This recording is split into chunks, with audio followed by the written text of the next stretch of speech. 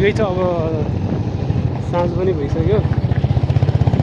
अब हामी चाहिँ रेस्ट गर्नुपर्छ, लास्टै थकाइ लागेको छ आज होइन।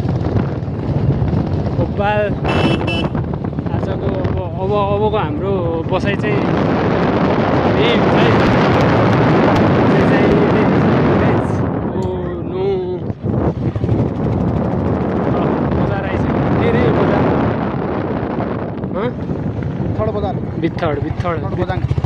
बित्थड बजाङमा हामी चाहिँ हेर्नुहोस् बित्थड बजार गयो।